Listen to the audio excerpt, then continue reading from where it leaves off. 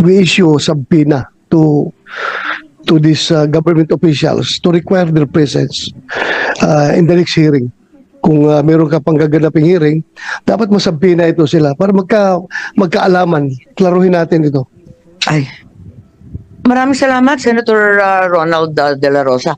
Actually, dalawa yung subpoena na pinapapirma ko sana kay SP Cheese. Isa para kay Prosecutor Fadulion at ikalawa para sa head ng ating Air Force, si General Cordera. Pero yung dalawa, hindi ko pa natatanggap na pirmado. Ang sinabi ni SP, pinadala na daw niya sa legal ng Senado. Pero hanggang ngayon, wala pa rin tayong natatanggap.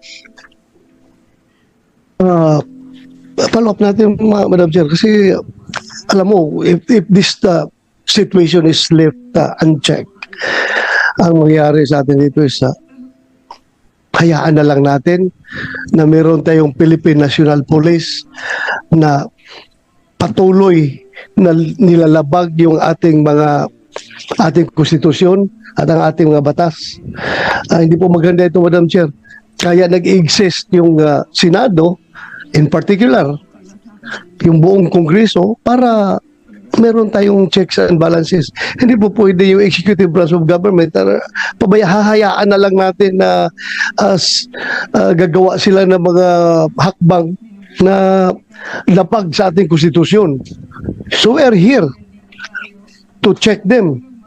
So kung hindi sila magpapacheck, isnab sila ng isnab sa atin, then magkakaroon tayo ng constitutional crisis dito, Madam Chair.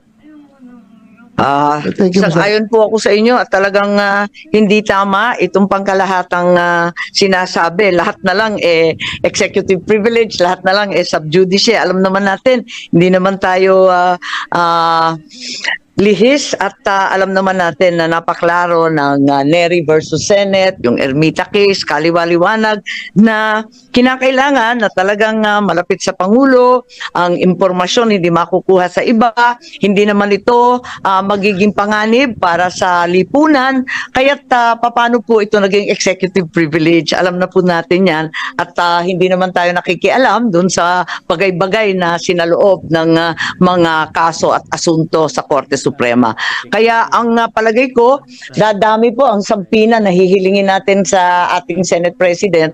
Marami na po kasi kung dadalawa lang yung na-absent dati, pagka rami-raming absent, nakikita natin tayo-tayo lang na narito. Kaya nalulungkot po kami.